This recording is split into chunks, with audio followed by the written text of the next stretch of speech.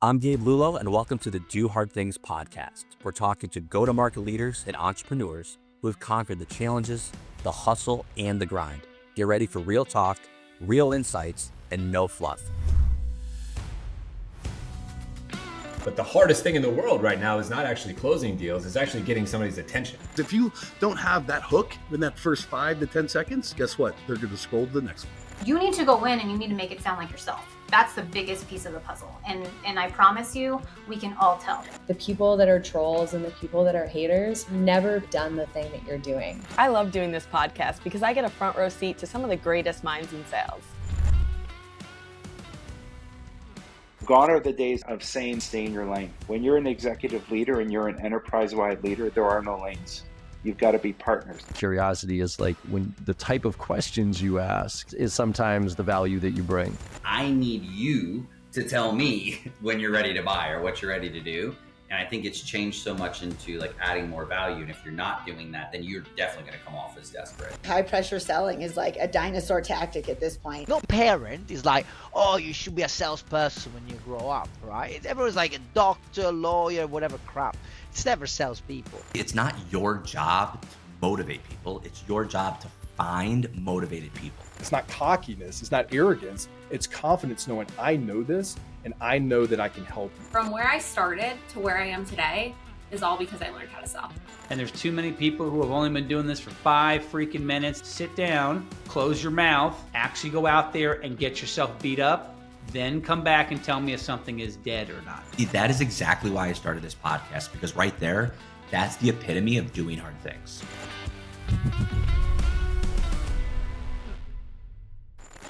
Welcome back to the Do Hard Things podcast with Lexi and Gabe. Today's guest is Tom Farley, Community Outreach Director at Recovery.com, New York Times bestselling co-author of The Chris Farley Show, and a recovery advocate who will tell you up front that he doesn't come to motivate you. He comes because he needs to be in the room just as much as you do.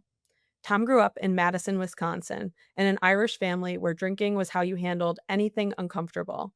He studied marketing at Georgetown, started a career in banking and finance in New York, and somewhere along the way, he found himself in recovery.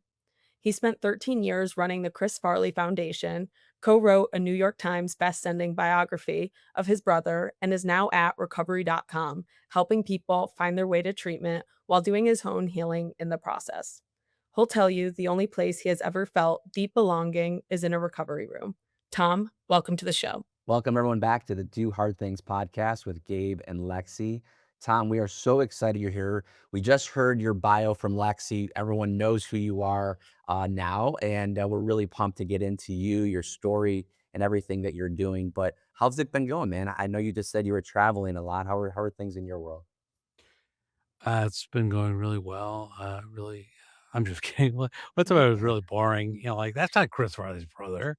Like, it wasn't in my life. I gotta always be, that, but I kind of am. But it's been fun. I love kind of the space I've created for myself in the sense that yes, I'm still Farley. I'm still got to be this guy's brother. I'm the only one in the family that didn't go into acting. I'm the least funny in the family. All that stuff that my brothers tell me constantly. But I still get to be that person, but I get to be this kind of caring person, smart person, all this stuff that was part of, I think, certainly my brothers all had it too. It's just that everyone wanted them to make them laugh, and they were good at it. I think I get to do it all, which is amazing. And finally realizing that I do get to do that all. I don't have to be in just one lane or another. Right. That's a real gift. For sure. And we're going to talk about, Chris and everything in a bit, but I want to kind of peel back the onion on your story, your origin story, frankly, because you said something to us in the green room, like, you grew up in Madison, we know that, but there was a big family of drinking, right? There was, this how you dealt with that uncomfortableness, and Yeah. it's not unusual, it's not dramatic, but it just watered down, the water that you swam in, it was just a lot of drinking, right? So when did you first realize that was normal, and was it doing damage, and when did you realize that damage was happening? Well, I guess I didn't get it, growing up in in the my our family, growing up Irish and growing up in Wisconsin, I'm like all the signs were there, but it was so normative in all those areas. So when I got out to college, I come from this college town, Madison. It's like, oh, it's party town. I'm like, all right, this is how college kids act. And I got out to Georgetown, and I'm pretty sure I kind of stuck out. um, Even though I was smart enough to get in, I kind of leaned on this kind of safety comfort zone of drinking and humor, and to kind of mask the self doubt I had. And so I kind of lived that, and then I went to New York and worked at really, financial jobs, Wall Street jobs, and got married. And all of a sudden, I realized that didn't fly anymore, and I realized that this, you know, even though it probably wasn't the right path for me, the right lane, it still was, the what I was doing to feel comfortable and, um, to mask my self-doubt it just was overboard. So and I had all these, eh, you know, a spouse and, all of a sudden 3 little kids that I really cared about, and I wanted them to have a better environment growing up than I did. I just didn't know how to do that. But those were the signs. Those were when I started to be, when you know, it wasn't just me anymore. It was I was part of a bigger group and, bigger things were it was more important than just me, and then I was like, "All right, well, then I gotta be there for others." So, Right. but I didn't know it didn't mean anything to me. I just knew, like, okay, I have to do something. Right. Yeah, and like you mentioned, you went to Georgetown, you studied marketing, then you moved to New York. You have this big career in banking, finance. It's a very particular kind of life where everybody in New York is taking everything on the outside. You have to look put together, you have to be this great person, but looking back, what do you think is happening underneath all of that? Well, I love the brand. That's why I went into marketing because I love, started with storytelling. I love building the brand, and the first brand I knew was the Farley brand. And like, here's what you to be a Farley, you had to be this. And so, okay, we are all this. And now I'm on Wall Street. I love the suit of armor, the gray suit and the airmate tie, and I dug all that stuff, and I love just being around. I kinda like when I was at Georgetown, I loved being around, and I was motivated by being around really smart people and people with, sense of urgency. I love that. But, you know, I was I was trying to build this brand to fit that lifestyle that I was in, but that wasn't an authentic brand. I was kinda curating this, kinda working really hard to be this person that I thought I needed to be in the world, wanted me to be, and, um, it wasn't my authentic self. And so even though I was, getting some attention and and having success in a career, there was this hollow feeling that I'm like, "But that's not me." They're not, like, I can package this together and put it out there, but it's not. Deep down, I knew it wasn't me. Like, I didn't I was more creative than that. I liked, crazy, weird things, different music, I like, whatever. Um, so, but not knowing how to deal with that, the only remedy I knew was to numb it, to drown it. Right. Well, let's talk about Chris for a moment. And I was going to say something personal. Like, I remember exactly, where I was when he passed away. I was 17. And December 18th is my dad's birthday. Oh, And so wow. he passed away when I was 3 and had suffered with a lot of addictions and issues himself, and it was interesting when that happened, it was just like, "Oh my god, like, that's crazy." And so I just wanna let you know, like, it was super impactful when I was, hearing that back when I was, 17 years old, 45 today, and, Chris was just so important to so many people. I know we talked about this earlier, but Adam Sandler, always loves to say he's the funniest man he's ever met, and I couldn't agree more. But, you wrote a book, that was just unbelievable, and you mentioned that you said that interviewing the people in his life and writing that book about him created a better relationship with him than you had when he was alive, which is 100 epic, yeah. right? So can you take us through that and tell me more about that? Well, if I wrote it, if I wrote, his biography through my eyes, like I had not kind of gone through all the, worked through all the emotions I had, it's going back to having to share a bedroom with them, like that traumatic experience, uh, so hearing other people talk about this brother and knowing that, like, oh my gosh, they did know him and probably better. I wouldn't say better than I did, but they they saw the things that I just didn't want to see, as an older brother. I'm like, I didn't give them credit for, but they saw that, and I'm like, they opened my eyes to, like, okay, um, let me find that kid. And I've been doing that ever since, I've been working on that, and what I love about that, and especially when I meet people that have lost somebody, especially to this disease, is like, uh, you know, keep that person alive. Like, first of all, I never wanted to, you know, every year, the overdose awareness month comes out, and people approach me, and I'm like, I don't wanna define my brother by the last moments of it how he died, like, I don't wanna make him a poster boy for that. I wanna, show people this amazing, you know, person that, that I'm finding and hoping that some of that, I got some of that, it's the same genes for God's sake. So, yeah, I just like I am as that people come up to me all the time and say, "Oh, God, your brother's so funny. I miss your brother so much." I'm like, "Yeah, well, you miss a celebrity. I miss a brother."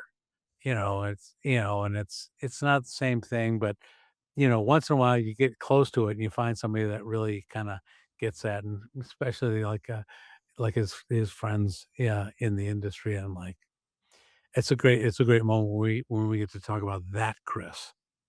Right. Yeah, I completely understand that, and I know how talking to those type of people would make you feel really great about it, but you said you went to an AA meeting with Chris once, and you watched him stand up in front of a full room of strangers and be more honest than you've ever seen him. What do you think that really did to you, and was there anything you wish you could have said? Yeah, it was yeah, Chris always had an ability to go a little deeper, at least connect emotionally with, and empathetically with people that I was trying to be create this person, and he was just as hard as I was trying to go in one direction, he was trying hard to go in another direction, and even though people were pulling him, wanted just make us laugh. So when I saw him up there saying stuff like to this room full of, it was a AA meeting, in Hell's Kitchen neighborhood in New York that he went to on a regular basis, and like all the people in that room looked like they came from Hell's Kitchen, and he was going, I'm just like you, and I'm in the back room going, you're nice. Come on, you're a little different, dude, and yeah, yeah, and he said, "No, I just," he defined it all by, like, we just woke up, wanted to be sober, and we prayed our higher power, and we did it." And I'm like, "Wow, who is this guy?" It just blew me away, like, how he was in such a place of belonging in that room. And I didn't understand it until I saw it myself for me, but back then Yeah, again, Chris in recovery to me was just, well, he's dressing better. I don't know. I didn't know, what this humble, grateful. I didn't know what humility and gratitude it looked like until Chris gave me a glimpse of it, Yeah. and that was, you know, um, I'll never forget it. I didn't know how to process it, or until it came to me years late, decades later. But I never forgot it. Yeah. Right. Well, let's talk about your mission and your mission with recovery. So you went to a racial justice summit in 2020 in Yeah. Casa Blanca, right? You identify where in life your experience is deep belonging, right? Your answers was a recovery community, not family, not work. What does that say about, what we're all actually looking for? And why is it so hard to find outside of these rooms? Yeah, well, as I said, that's where I learned it. I had just gotten into recovery and was in this room where I was seeing it was connecting to people in a way I hadn't before. Just being honest and vulnerable, and people would teach me how to do that. But it was also, and it was great because it was middle of COVID and everyone was freaking out because they were not connected. They're getting fights in Walmart and thrown off airplanes, and I was connecting with my recovery group like whenever I needed connection, and it was also 2020. There was a lot of the riots, you know, um, and there was such disruption, and like I went into the rooms. I kind of told myself, or some people actually telling me, just shut up and listen. Just take it in, just listen. And when I got an opportunity to go to this racial justice summit, um, that we sponsored, I was working for the United Way at the time. I'm like, okay, I'm going to do the same thing, because it was just this racial unrest everywhere around me, and I'm like, just go and just shut up and listen.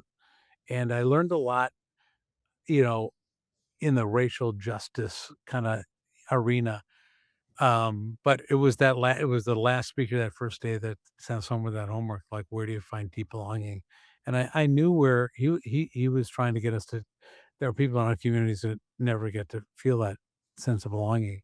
He want us to get in touch with that, and for me, it was like, "Wow," I've got all these places that should be my family, my religion, my job. I loved working for, United Way and for my community, but it wasn't. The only thing I could come up with was this place where I'm sitting in church basements with people I would never have ever thought of, like, congregating with in my life, and I'm feeling like this belonging with these, this crazy crew of, I'm like, of which I was a part of. I'm like, this feels actually, great. And but the thing is, like, I'm a social person. I'm like, so I'm always like kind of going out and being, but when I found myself being less than authentic or performing for others, like when I'm being somebody's brother instead of me, I know what to do. I got to go back to the rooms. I gotta build up, those tools I have, that I've learned in recovery, and I cling to that recovery community for that reason. That's my anchor. But um, but if I just stayed there in the safety of my recovery community, that'd be isolation too, and I don't want that either. But it does give me it reminds me of the tools of rigorous honesty and gratitude and humility, because it's a safe place where we get to be vulnerable. And it reminds me that, like, this is how it's supposed to be human. So Yeah. And wanting to double down on that, you don't go into rooms to motivate people. You go because you need to be there to heal too. And yeah, 100%. Oh my gosh. And I love saying that too. I'm not here for you. I do that every time I speak too. I'm like, get, understand what's happening here. Like, I'm here because I need to heal. I need to hear myself tell my story, and it's a journey. It's not a story that has the same beginning, middle, and end. It's a journey, and that's always changing. Um, and I am healing because of it, but I'm not healing alone. I'm healing because of I got these people. So they they're there for me to help me heal. But as I'm talking, hopefully I'm doing the same for them too. So it is a a mutual kind of benefit thing. Definitely, and but most speakers on the opposite side really build a wall between themselves and the audience. You have a specific story or something you could share that happens when you really tear that wall down and have that really mutual beneficial. Yeah. Well, I was always driven by one of the quotes of my favorite quote, person, Maya Angelou, who said that to paraphrase, like I'm not here to educate you, and it's funny. I'm in a lot of clinical kind of treatment space place where a lot of people have so many initials after their names, and they do want to educate. I just want to connect. I want people to walk away remembering how I made them feel, as Maya said, and I, and then maybe they'll remember to go back and like, what does he do again? And like, let's investigate this company. But I want them to be changed, and there's nothing better, and again, and yeah, I'll always be introduced as Chris Farley's brother, and that's fine. But what I love is the person that comes up to me afterwards thinking that they were gonna hear stories of Chris Farley's brother or Chris Farley's family or the Farley, and they walk away like, "That's not what I thought this was gonna be." As a matter of fact, like, you were telling your story, and I was hearing my story, like, in your story, and that's a connection, that, like, now we're connected, and, that changes just how I feel. I used to when I got into speaking, I used to walk away and say, "Oh, that was great," but now I'm just in such a state of gratitude. I've been like, "All right, selfie, I'll sign your book, and let me just go home." Now it's like you gotta "Tom, it's time to leave. You're the last one here. Like, go home." Like, I need that I can't get enough of that connection. Yeah. Right. So let me give you an example because I know this is, we're all life is stressful. There's a lot of moving parts, but during the holidays specifically, it's really brutal for people in recovery, right? They're coming home, Yep. they want to make themselves proud to others. They're carrying, that thought of maybe they would disappoint friends or family members. Well, what do you say to someone in that moment, in that exact moment right now? It's funny. When I said I was kind of creating this person for the world to see, I think I was creating multiple people. Like, so when I was with my Georgetown friends, I was, this guy, I'm this smart guy from Georgetown. Back home in Wisconsin, I was hey, I'm the Wisconsin kid, and I would change who I was to the environments I was in because I wanted connection. I wanted Right. immediate connection, and I wanted to like, I'm just like you, and um, again, I deep down, whether I pay attention or not, I felt hollow because of it. And now I just go into every single environment as my authentic self. It's like, this is me, and you can either accept it or not, but I'm not changing for you. And I say to people going home, whether it's to a holiday, a family event, or, a wedding, or just a business, like, this is me, you know, and you accept that or not, but I'm not going to change that who that is. And when I say this is my authentic self, like I used to come in not only that, but I used to come in like a wrecking ball. Like, if I didn't like if people weren't like, didn't like the person I was showing them, then I would be disruptive. And that's another thing that Farleys are very good at is being disruptive. So we were really good at that. Now, because I'm so at peace with who I am, I don't have to be that disruptive person. um, the things that come out of my mouth, I are intentional. They're not like, did I really just say that? Sorry. That's great. And you've said recovery exists on the other side of fear, and that every time we walk through fear, instead of drinking it away, we really do get stronger. What do you think that fear was for you that took the longest to walk through? Well, just the whole self-doubt, like I experienced it first when I got to Georgetown. I'm like, I don't belong here. I'm not this smart. So I would put up walls like, I was the funny guy, or I was the guy from Wisconsin.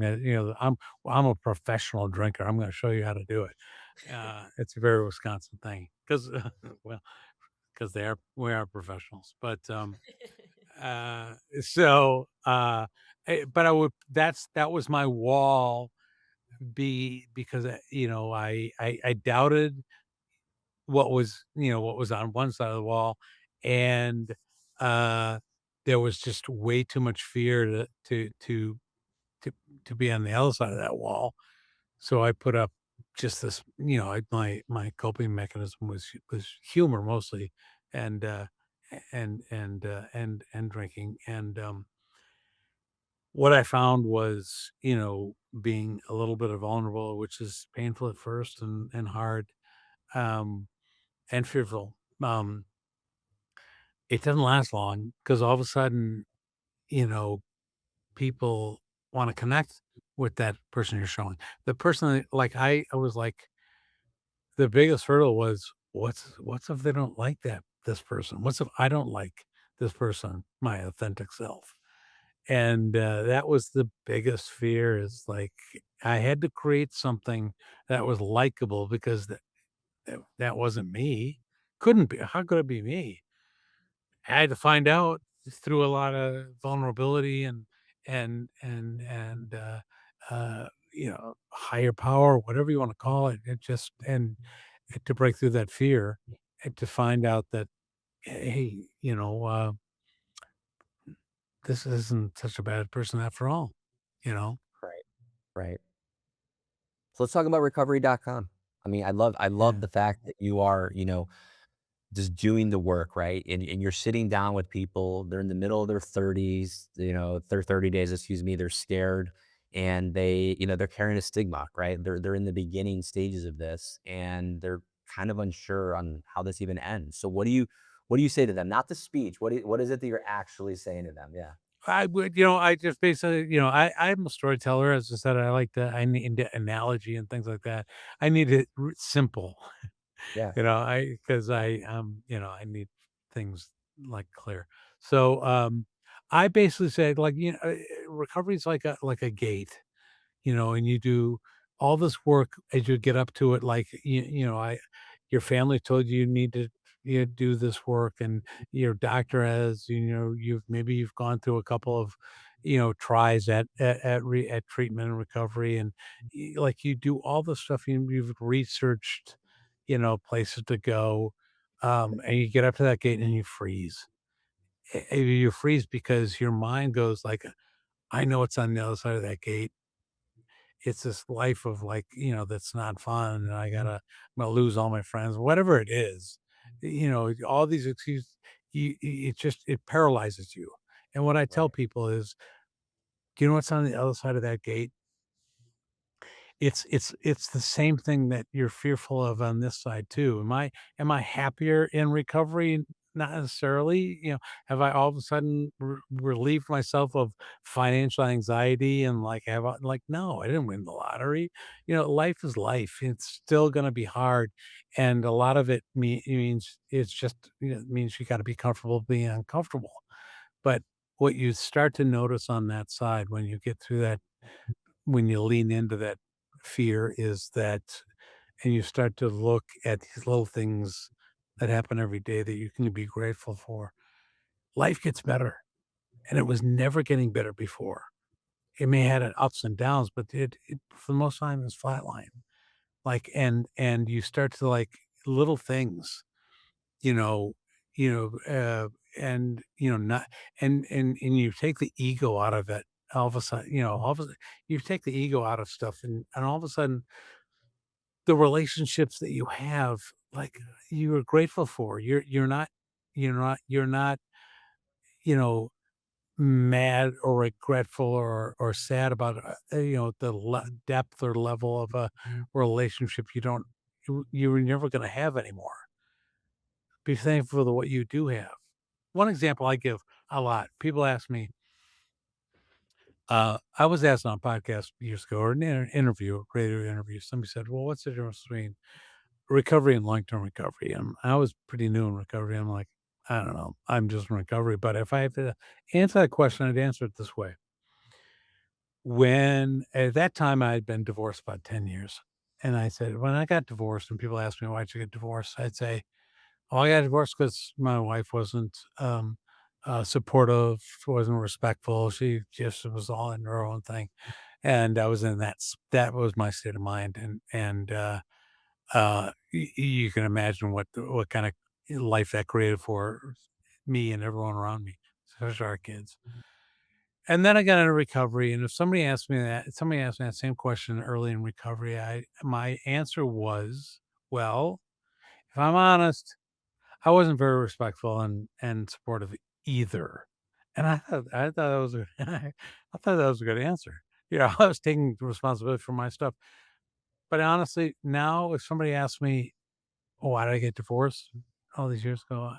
My only answer is, because I wasn't respectful and supportive of my wife and family, period. Because that's all I can control. Like, I can't control anything else. So I took responsibility for that in my actions.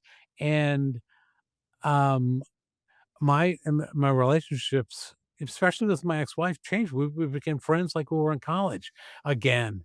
No, is it the relationship that I wanted? We tried 23 years to make? No, but it's what I have, and I'm pretty grateful for it. And so that's what I tell people. Like, you give up so much by just saying, like, I can't make people better so that I'm better. I can just make myself better, and then maybe I'll have better relationships and what have you, whatever. Still Yep. divorced though. I'm sorry. Exactly. And stigma is still the single biggest barrier keeping people from getting help. Where does that stigma really come from and what actually moves the needle on it? Because obviously there's so many awareness campaigns, but it's still not enough for some. Yeah. Well, it's fear. It's absolutely you hear fear every time, and whether it's stigma about fear and lack of knowledge, lack of curiosity, fear of um, change, and fear of connection. You know, being isolated and setting up all these walls, but it does protect you, but it's not where you're supposed to be as a human, and so uh you build these walls around, you know based on stigma, and you isolate yourself, and then you find people with like mind that think the same way and have the same opinions, and that's even more isolating. It's not there's no growth in that. And I think the pathway through stigma is to, lean into that fear and that unknown, and really connect as we are. We're, as humans, hardwired for connection. So, um, just really, and now another thing is too that I learned in recovery is, you know, You're you're gonna make mistakes. Who says you're not gonna make mistakes? You have to be perfect. I was trying to be so perfect and all, everything had to be, so, and because I was afraid of people judging me or people calling me out my mistakes, and so I would, and not only that, but I would, you know beat them to it. I would laugh at myself before they could, uh to protect myself. And I think that's, you know, we're not going to learn, you know, to be, we need to be in trusting and accepting environments. And the only way to do that is through connection um, yeah, building up walls behind stigma. I think that's, um, I'll tell you a story. This is an interesting story. So I've done a lot of work around the stigma of addiction. Mhm. And about 2 or 3 years ago, uh, somebody called me up here in Wisconsin and said, "Do you ever talk to recovery groups in prisons?" And I'm like, "What does that got to do with me?" I'm like, "No." I'm like, "No." And I thought to myself, "Am I walking around maybe not with stigma, but definitely opinions about prisons and the people in them?" And I'm like, that made me uncomfortable because I had championed all this stigma, and I'm like, "You got some work to do yourself here, pal."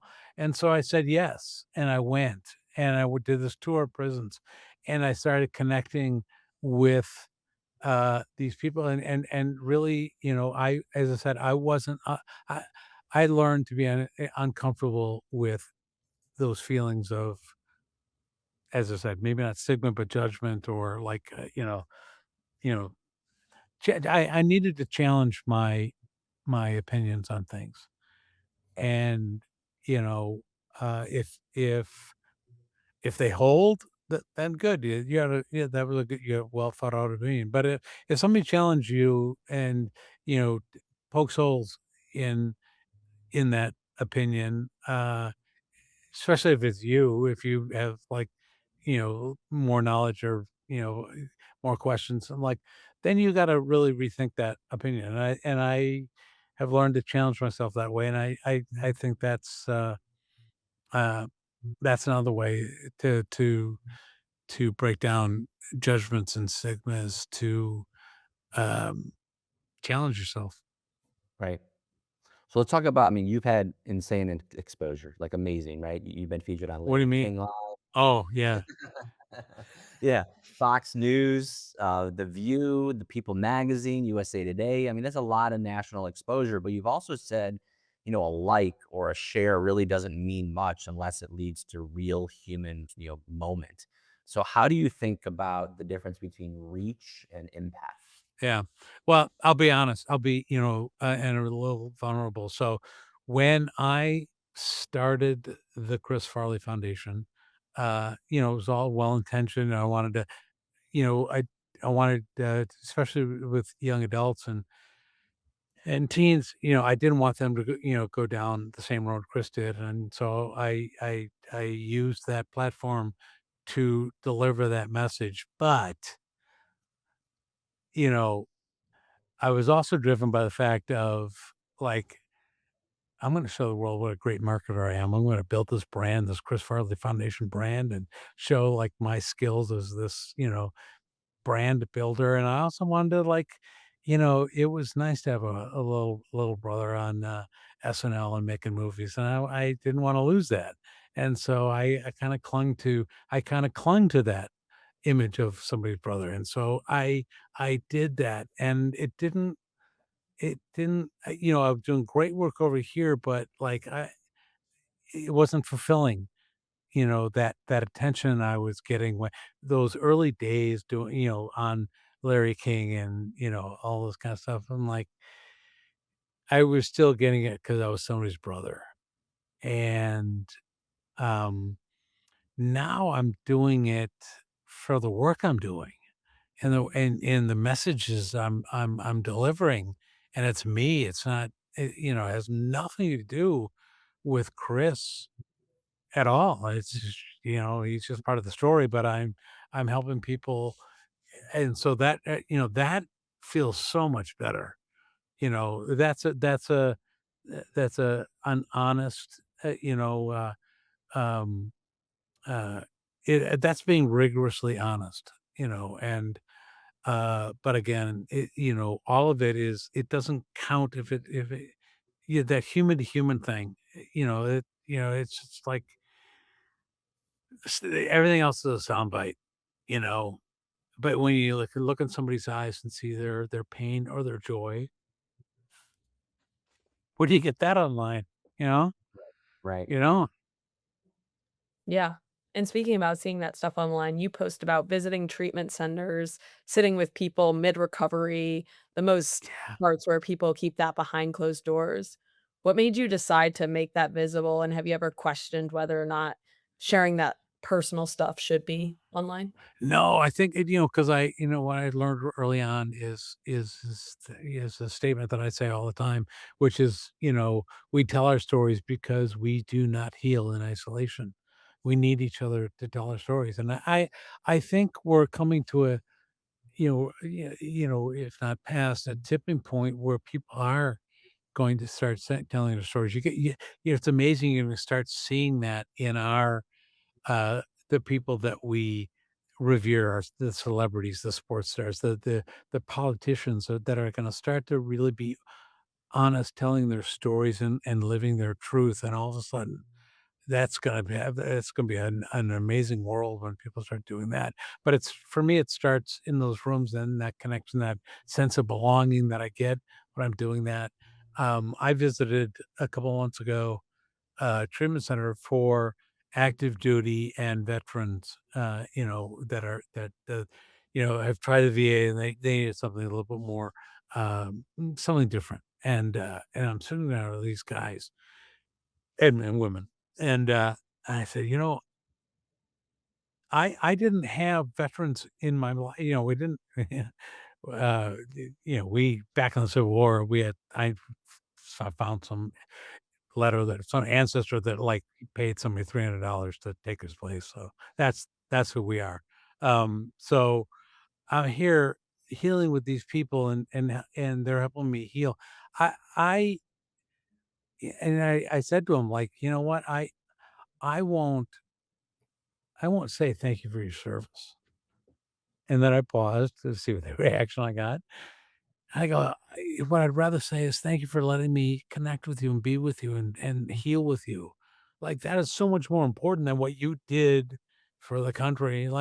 This is what we're doing for each other." And that resonated. And once I, really being honest and connecting that way, I'm like, oh man, that's I think people are going to remember that. I certainly do, you know? So. Yeah, definitely. And a lot of people in recovery stay quiet about it, especially those who have that reputation that they want to protect. And you've done the opposite. What do you say to the person who's terrified to do the same, but deep down wants to do the same thing? Well, again, there's a big difference between honesty and rigorous honesty, and I was an honest person, good person. Um, but I started to, for instance, like back in the day, when I would work in New York and taking the train home to Connecticut, and I would come home at 7:30 and rolling in with, my wife's there with 3 little kids. It's just like, "Did you go drinking after work?" And I would say, yes. I mean, like it wasn't obvious. But yes, I did. Um, but I only had a couple beers. But the fact is, I didn't leave at 5 and got home at 7:30. I left work early at 4 and then drank and then took the bar car home and on top of that. So I had more than 2 or 3. I had, you know, 8 or 9 or 10. But I was being kind of honest. I was admitting that I went out drinking with friends after work, but I wasn't. But I knew I wasn't rigorously honest, and so did she, and that had a damaging effect on that relationship. And so, I, I really, I think. What was the question? I'm sorry, Ed. No, I think it's that applying that rigorous honesty to yourself first, um, uh, and really, uh, it just, to go below, so you know, whether it's you're sharing too much, and I don't share for the drama anymore because I share about how it's making me feel. I'm trying to model that, to people like, these are the things that I'm working on.